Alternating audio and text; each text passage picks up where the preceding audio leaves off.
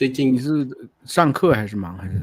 对，上课啊，最近接了几个学生，所以也开始忙起来了，想不开。就是志工的工作还好，志工的工作可能过一阵子也要开始忙了，对呀。好，我把 IG 看一下。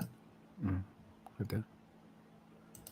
你们是说志愿者还是说志工？你们说志愿者，志工是我们这边在讲。对，志工是你，所以有很多时候就用了你的说法。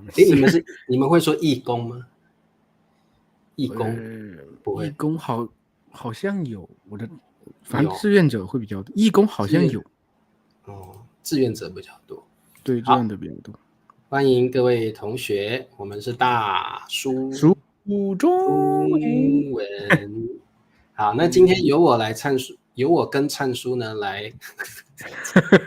这个名字是魔咒，灿叔笨叔肯定搞混。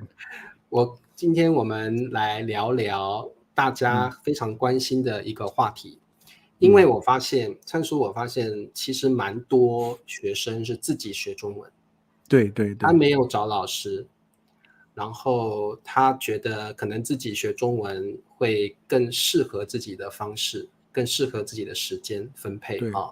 所以我觉得蛮多同学，所以各位同学，如果你是自学中文的话，你要说老师我自学中文，对告诉我们，如果你是自学中文的同学，告诉我们啊。那跟同学们打招呼，先打招呼。泰国的泼水节到了。对，泼水节，泰国的还有中国的这个傣族那个也有泼水节，他们是一样的嘛，他们是祖先是一样的嘛，对。然后东南亚很多国家好像都在过，有的叫送干节有的叫泼水节对。好，佳妮耶，好久不见了。对啊，佳妮今天加入了我的那个群，我们现在不在宣传嘛，她好久不见，她要重出江湖，很想念佳妮。对，很想念佳妮。Sergio 说是我自学，对，好。那除了祝大家泼水节快乐、送干节快乐之外，我们今天来聊一聊，我们有一些建议给同学们，要怎么自学中文会比较有效率一点。对。好，那灿叔你有什么建议给同学们？如果大家没有请中文老师，自己学中文的话，有什么建议？我觉得这个首先得考虑一下，就是你为什么要学中文？我觉得这是很重要一点。目的就是你学中文的目的是什么呀？你的出发点是什么？比如说你是为了工作，对吧？对。或者你是真的就是感兴趣，那这样的话出发点不一样，你所采取的方式肯定是不一样的。你纯粹有兴趣的驱动的话，我是觉得比如说你肯定可以找到自己感兴趣的东西，感兴趣的材料。比如像我是一个纯兴趣驱动去学习语言的人，不管是以前学日语，我虽然大学学了2外，但就随便瞎学一下，没怎么认真学。后面就是因为喜欢看日本的动漫呀、电视剧啊什么的，对，他们就对我而言就是一个很好的语言材料，我就很喜欢这个东西，所以这个就是我的自学的时候方式，可以用这些作为语言材料，然后我就学的时候我觉得不痛苦，而且我也没有必要逼自己一定要把每一个细节都抠下来，更多是我觉得享受其中的过程吧。但是假如你要是为了工作，我觉得那你可能就是这个基础要打得更扎实一些。工作的话，因为现在很多涉及的就是中国很多这个公司出海了，再比如说很多东南亚的国家等等，还有像因为一带一路沿线的很多国家，他们都有中国公司在那里，就是他们会招收会中文的这个译员等等，你可能需要就是口语方面会比较好一点。而且你像这个公司的话，比如你觉得想应聘哪个类型的公司，我觉得还需要学一些专业性的东西，中文专业相关的东西。所以自学其实也是要带有一定的目的性，你做什么才要这样有的放矢的话，你其实能更快达到你的目的。我是这样想，对。因为如果同学们的目的只是纯粹为了乐趣，或者是因为可能动漫你喜欢运动，然后你来学习中文，那我觉得你是享受学习的过程，那我觉得你应该可以学得很快乐。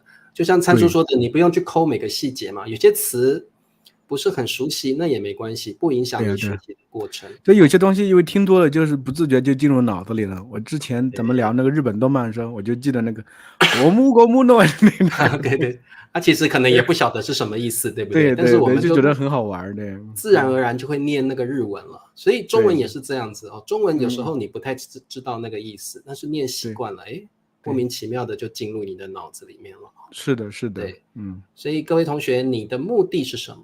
出发点是什么？你可以告诉我们。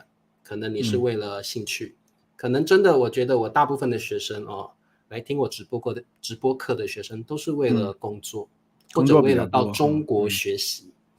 他们的目的是为了通过 HSK 考试，然后他们就可以去中国读书，或者去找更好的工作对，所以那就看大家的目的跟兴趣来决定你学习的方法。对，我回答一个同学的问题的 Instagram 说 YouTube 没有直播，有啊，我们同时在 YouTube 和 Instagram 直播呀。有啊，我有开耶。你再看一下，是不是你的 YouTube 有问题呢？你是不是有到大叔中文的 YouTube 对对对，我这边看是有开的查是没有开错吧？开到自己的没有啊？不至于。我看一下，上回有一次开到自己的频道，我曾经犯过这样的错。对对，有，而且还有20-30个人看呢，有啦。对啊，我看到上面有了，就是。Vanessa 说就是为了兴趣，就是为了兴趣，对对。佳妮也是为了兴趣，对对，好多朋友不是有一些就是他们可能退休了啊等等，他们会找一些事情，那就真的是兴趣了，真的是兴趣。你像那个我有一天问林子，日本的林子同学说，我问他你为什么学中文？他说他怕老人痴呆呀。哎，这个有，我之前看个研究说学一门外语你可以防止老人痴呆，对，没错。而且你越早学，你的脑细胞会越活跃，会活跃起来，然后你就会比较老年的时候比较不会老年痴呆所以这个的确有研究指出，学2种语言以上的人头脑会比较灵活一点。所以各位同学，如果你年纪大的同学，最适合看大叔中文了我觉得不止不会老年痴呆，还会很酷，好不好？有时候我现在有时候看新闻，就是一些年纪比较大一些70-80岁的人，他们会说点英语，我觉得哇好酷，你们竟然会说英语。对啊，比如说等到你们这个年纪再稍微大点7-80岁，别人看哇你竟然会说中文，太酷了吧， 对不对？其实我觉得对我来说，我知道这位老人家在学英文，我就觉得很酷了。他不管讲的好不好，他只要在学习，我就觉得很酷了而且中文比英文更难学，好不好？真的，中文很难学，所以你更不会老人痴呆对对对。好据点之城欢迎。Paula 是为了兴趣好，这个参数帮我们念一下。老师，我觉得这个世界上人都在学习中文，大家都在学习中文，所以我也比较学习中文，我也比较喜欢学习中文。对，所以这位同学你在赶潮流是不是？随波逐流吗？对，赶流行就对了好，然后挪威好久没有看到挪威了。对，他没参加小鲜肉吗？最近最近都没有看到挪威参加。那可能真的他们特别忙对，他好像是在中国，是不是？对，他在中国，在上海吧。那莉亚，我们看一下莉亚的，未来想作为翻译吧，应该是说翻译翻译就好了。好，翻译。我看到有一个同学还挺直白的，为了工作，为了找一个中国老公，这样就是找到中国老公就很骄傲，有中国老公了。好。哇，这位同学说这有个朋友先回答他的 Richard channel doesn't have the stream， 不是在 Richard channel， 不是在大叔中文的。对，这位同学太爱我了，我们在大叔 Mandarin， 大叔中文的，对，不是在我的频道。茶叔的是晚上是9点半还是10点半？10点半对，好，那这位同学的来参数念一下。我来读，因为我已经会其他的外语了，对我来说英语很难。所以我学中文，你觉得英语很难，所以学中文这应该是一个越南的朋友，对不对？还有呢，现在越南有很多中国公司、台湾公司。再说了，就是中国的这些歌曲都很好听，很好听。那这位同学你比较奇怪，大家都觉得中文比英文难，只有你觉得英文更难。是很多同学都把自己的意见发表出来，我们还是我觉得挺好的，真的是挺好的他是印尼华人，但不会说中文，所以我需要学习中文有的人是因为这个同学倒提醒我们有的人学中文是因为自己的文化背景，父母亲或祖父母是华人，对，然后他自己觉得自己有这个责任要把中文学好，或者小时候很多人是华人，小时候很排斥学中文，长大之后就觉得自己的根、自己的文化很重要，就开始学中文了。我记得之前我们采访一个泰国的嘉宾，他小时候就是因为被亲戚给伤害了，亲戚说他，对吧？说你连我是叫什么你都不知道，然后他就从此恨上了中文。我为什么一定要知道你叫什么，对不对？但是长大以后，突然之间不一样了成熟了。我相信很多华人的朋友在学中文的时候都是小时候不喜欢，长大发现蛮重要的。这个是让我了解中国的一个很重要的工具，所以你开始学中文太感动。这位同学来自泰国吗？不然为什么第一次来得及参加直播泰国的粉丝，泰国的粉丝欢迎宋干节快乐对这个同学的一定要念一下我已经把大叔播客推荐给我们朋友去练习听力啦，好棒啊！谢谢。好，那这个茶叔呢，现在来讲一个学习中文的方法我觉得各位同学，就算你找了中文老师教你中文，你也不可能每天都接触到中文，你很有可能每个星期跟这个老师上2次课，那你一个星期只接触中文2小时嘛，太少了。我觉得语言这种东西应该每天都要接触然后你要用各种方法让自己看到这个语言。所以我这里呢，告诉各位同学，茶叔自己在学英文的时候也是用这个方法，就是我会贴那个灿叔你们叫什么？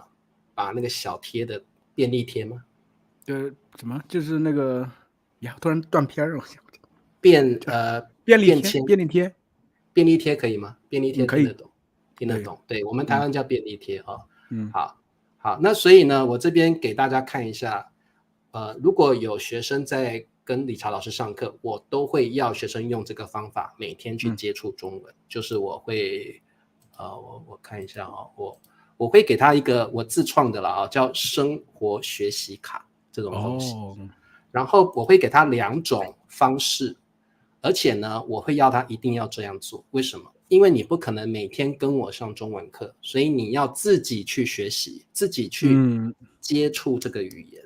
所以我会给他第一个形式就是像这样的一个便利贴，而且我要他自己用打字的或用印出来的方式，把我给他的这些句子把它贴起来。那要贴在哪里呢？我这里有告诉他贴的地方，就这个要贴在冰箱上面。听在边一点贴在冰箱上面。那所以这一些日常用的句子都是跟冰箱有关的。但是有的同学他中文水平其实蛮高的，但是日常句子不会说。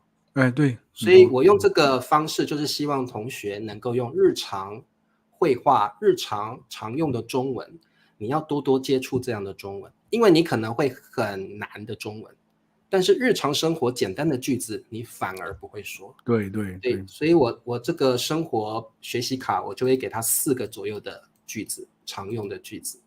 然后我会希望他每一次把冰箱打开的时候都先把这4个句子看一遍。对，久而久之你就很熟悉了，对不对？然后我这里会这个方法真的很好用。对，而且在冰箱你每天都要开冰箱嘛，所以你就会特别注意到这些句子。然后呢，我这里还会给他一个日期。那因为我个人非常相信记忆曲线这种东西，所以我会告诉同学，今天我教了你这4个句子，你可能每2天3天都要看一次，让它进入你的长期记忆里面。所以你把这个日期写上去之后，你就知道你大概过了几天复习了几次，看了几次。这个便利贴是多久以前贴上去的因为下一次可能还有关于冰箱的用语，你可以再贴上去所以这个是我给学生用的一个方法。我建议各位同学自学的方法就是你把这些便利贴贴在日常生活里会接触到的各个地方。像厕所我也会给学生一个便利贴，然后就会用一些厕所比较常用的句子。笨叔你们说手指吗？你就把我名字叫错了。不，灿叔灿叔，你们说手指对不对？手还是你们说卫生纸？卫生纸比较多，卫生纸比较多。对呀，我们这边也说卫生纸手指我没怎么听过，说实话。手指我还以为是你们这边的。不是，我刚会念错，就是因为手指是Ben叔教我的。Ben叔没有文化，难道Ben叔他们东北啦，东北用手指，东北叫手指，我们这边叫卫生纸，对不对？对对对，我卫生纸比较多好的，所以这个有时候因为现在很多卫生纸不是那个都一卷一卷的嘛，对对对，所以在家里有时候会说卷纸没了，或者上厕所的时候卷纸也可以这样说。对，我们一般厕所都是应该是放那种一包的了，也一包也有，我们家是放卷的，对。你们是放卷纸啊？对。好，那所以呢，这个我就会给学生这样的东西，让他可以贴在厕所或冰箱或厨房一些常见的地方。那等于你每天有一个便利贴这样的老师在教你中文，而且每天都有机会看到这些句子，真的。那另外就是像这种实用的中文句子，我可能也会给学生，可能很简单的句子，但是越简单的句子，我觉得你越容易忘记，越容易疏忽掉这么简单的中文。所以我觉得我会特别的希望学生把这些日常用语贴在你常见的地方，像这样的这个一个便利贴，我就会要学生贴在电脑上或者是手机后面，那你随时都可以看得到它，而且这些句子也是日常生活很常用得到的所以这个是我建议学生可以用便利贴，而且这个也没有很贵，你也不用去请一个老师你可能找到一些地道的中文，就把它写在上面，然后每天可以接触到它，我觉得会对你自学有帮助自学有帮助。好，哇，同学怎么那么多回复？对呀，一个个看哈。我们一个个看好了，先看这个这个月莹把我的刚刚那个句子写出来对，好的，然后我们看一下，厕所有卫生纸，厕所没香皂。OK， 好，然后好，这刚刚看过了好，中文和英文，中文比较难，对，看我的直播课。老师，我看您的直播大概5年多了，如果我还有机会的话，想参加您的直播课，面对面聊聊天。星期五是吧？每周五。对，星期五可以好，那这个就不管它了。现在是大叔中文。好，那灿叔，你再介绍同学们另外一个自学中文的方法好了。因为我自己本身也是在学习外语嘛，我肯定是有些心得的，因为我是从兴趣驱动的。同时，我觉得外语语言这个东西，它最主要是说的因为需要声音，对声音的这个比较敏感度，我觉得需要练出来。就像这底下有个同学有一个留言，我们就可以，就是来自台湾那个这个老师好，现在我住在台湾工作，我觉得听中文有点难，因为当地人说话有点快，这是实话。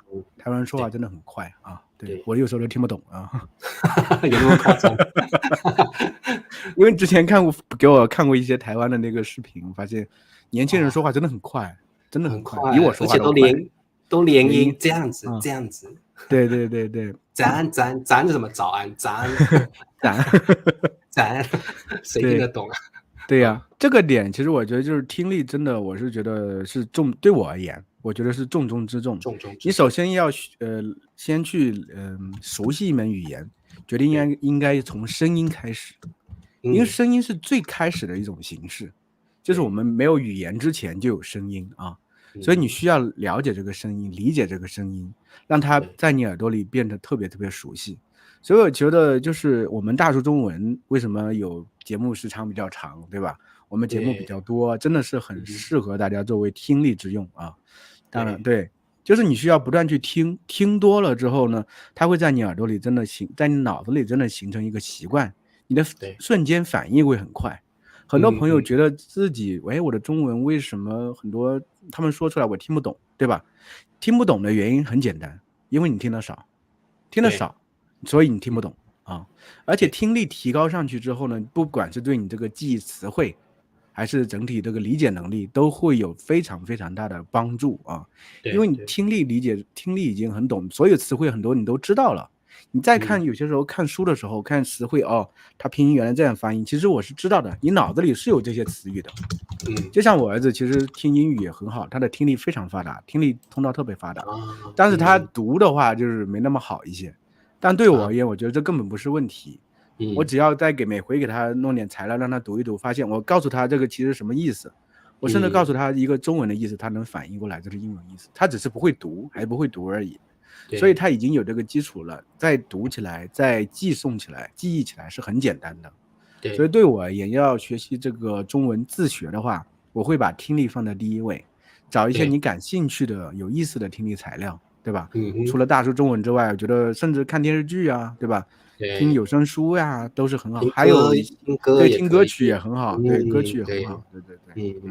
对，我觉得这个听跟说其实是非常关联非常深的所以我觉得各位同学千万不要忽略了听力这个环节，而且你的大脑在听的过程中自然而然会去模仿，会去记得那个音调，所以各位同学不要只说。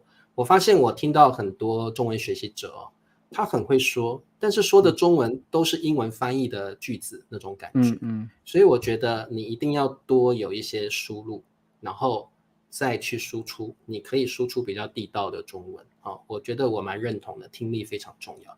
至于阅读这样的东西，我觉得是需要慢慢积累的阅读跟写是需要慢慢积累的，但是听力跟说的确可以从日常生活中慢慢去增加你的水平所以这个很重要。好，那这个有同学对我还有一点，我觉得对自学的人可能有点用处，就是你也真的也不只是听比较标准的就是中文，你也需要听自己说话。因为你听自己说话，其实你有时候只是这样说话像我们几个大叔就是成天这样做节目做完之后还要剪视频做字幕，我们会反复听自己的说话。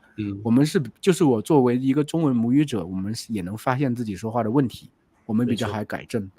你们不是中文母语者，那么其实按道理你们应该花更多时间去听自己说话，因为首先你已经大量的这个比较纯正的中文母语者说话有一个基础打在这块所以你慢慢会形成一个判断力，知道哪些音其实应该是怎么发的。这个时候你在听自己说话，你认真的听的时候，你才能发现自己问题在哪，发现问题了之后才能改正。你要是不去回听自己说话，其实你不了解自己真正问题出在哪里。这个是很重要，不要指望着说我要找了一个中国的朋友帮我纠正，不可能的。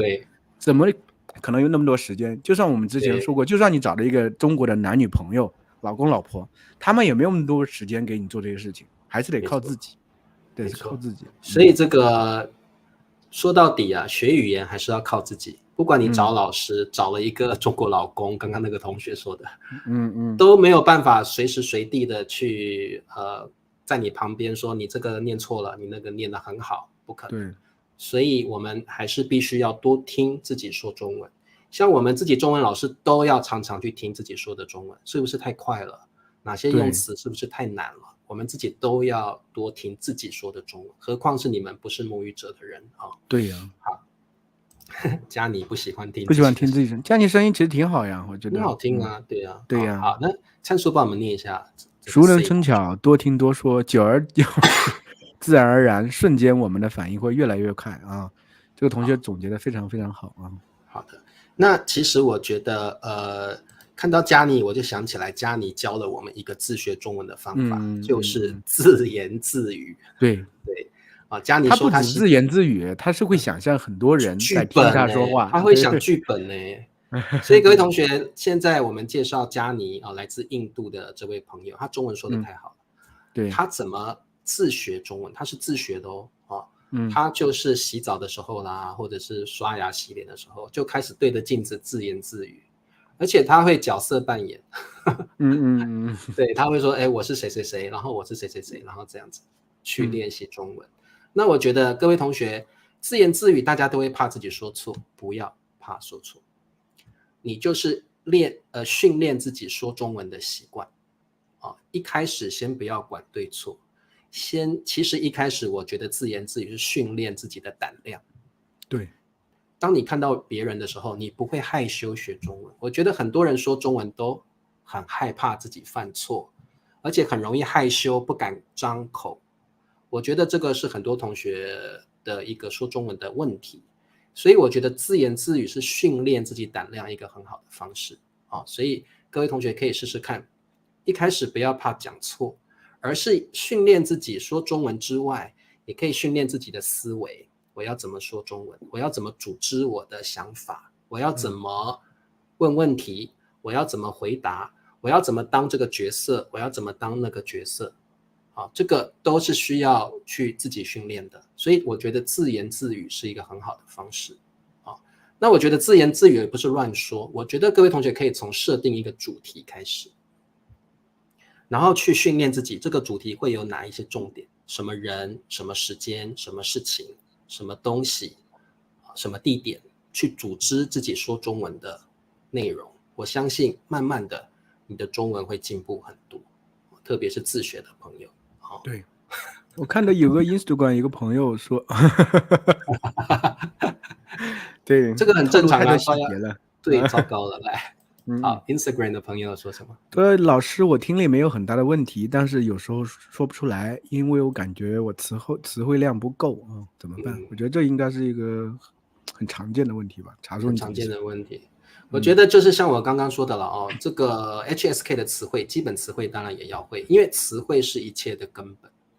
对，我觉得各位同学，如果你词汇太少，我们知道自己的问题了怎么办？就去多学一点词汇。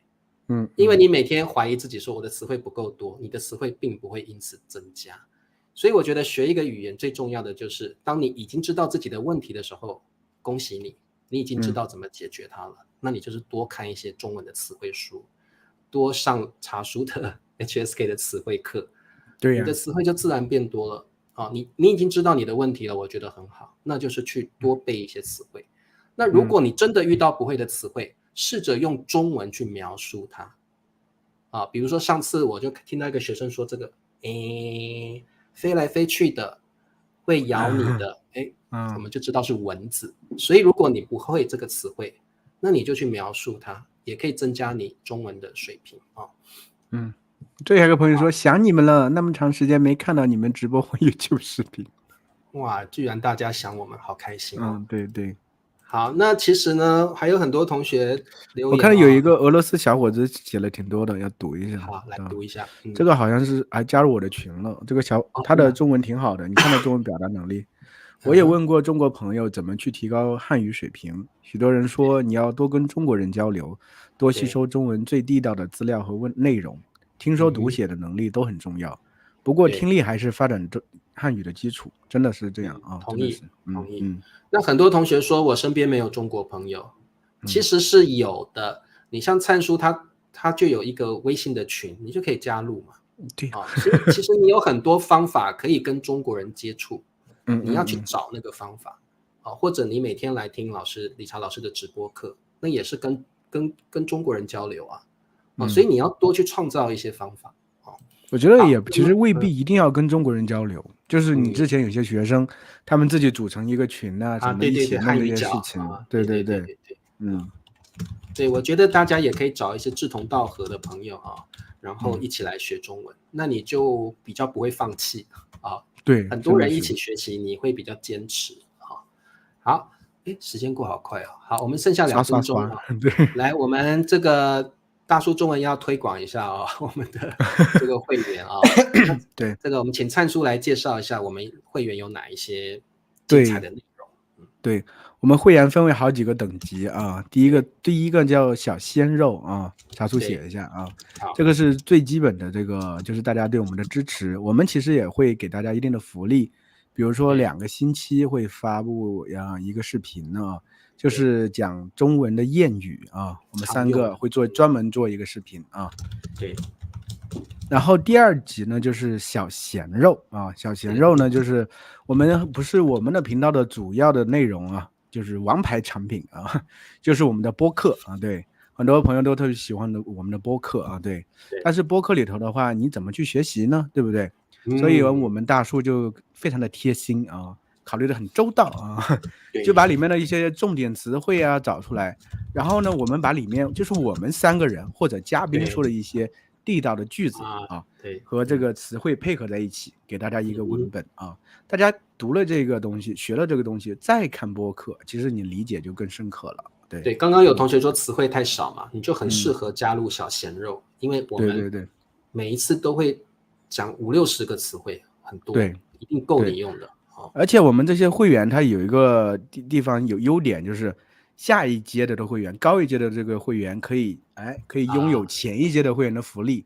比如小鲜肉，他不只拥有这个词汇啊例句，他还拥有小鲜肉的福利。对，是这样的。对，像谚语好，我们还有第3级会员，这个我觉得很重要，我们稍微做了一下调整。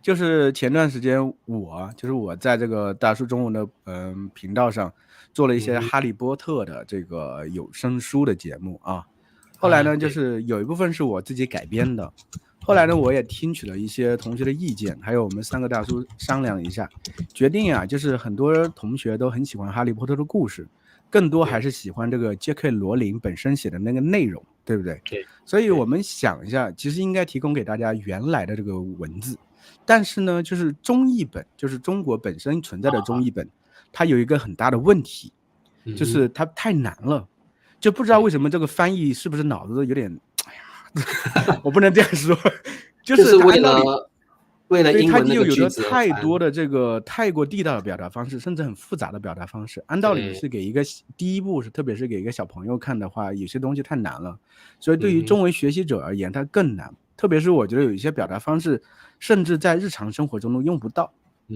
所以呢，大叔就决定我们3个人应该为了中文这个教育事业，为了大家喜欢这个哈利波特的人呢，我们把这个文本进行再处理我们是直接通过英文原版进行再处理的。处理之后呢，让它文字更为地道就像真的像中国人所写的一样然后呢，之前那个中译本，很多朋友其实在看，我发现那个 Instagram 有人在打卡这个看哈利波特，你们其实要就是小心一点，看那个版本有个问题，就是它的对话翻译腔特别浓特别不像中国人说的感觉上很奇怪所以我们做大叔这个版本呢，就是会把这个对话改得特别像中国人这个平常会说的样子，对。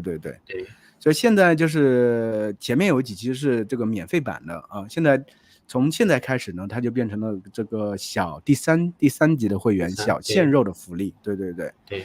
所以每个星期会更新1期，就是它这个形式是我在视频的左边、右边或者右边我忘了，然后这一面就会出现文字然后我就读下来，也很适合大家这个进行影子跟读。同时你看完这个视频，它不长，一般是15-16分钟这个样子。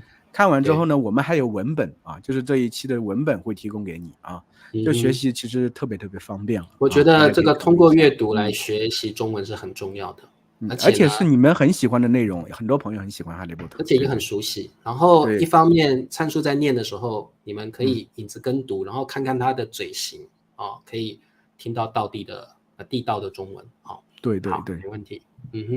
还有最后一级福利就是小鲜肉了我们这里可能之前有个朋友来了对，小鲜肉就是每周的聊天就是有机会和我们大叔聊天我们其实每周都会准备一些话题我是觉得其实是非常精品的课程的，真的是。对，这个而且呢，我们每周都有对。如果你真的去外面找中文老师，每周都有的话，要花不少钱。那贵多了，对，加入大叔中文一次还有2个大叔跟你聊天，对，而且我们每个星期都会先告诉你们我们要聊的主题是什么，然后你可以跟其他一起学习中文的朋友们一起跟我们聊聊天，聊聊这个主题。我觉得每一期我们都聊出很棒的东西来，而且也学到很多词汇所以很鼓励大家，建议大家加入我们的小鲜肉。当然小鲜肉也包括之前所有之前的三个会接的福利，对，都有。其实很划算的非常划算好 OK， 那其实有很多同学也问了很多问题像教小朋友最好的方法啦像怎么通过 HSK 啦等等这个我们下一期有机会再来跟大家聊一聊对。所以大家如果想要我们讨论什么主题欢迎大家在下面留言。那我们看了觉得很适合来聊的话，我们就来聊一聊对，好 OK， 那各位同学，我们今天呢就聊到这儿，别忘了帮我们点赞，然后加入我们的会员大叔中文需要大家的支持啊。好，那么跟大家说再见吧，大家再见喽，拜拜。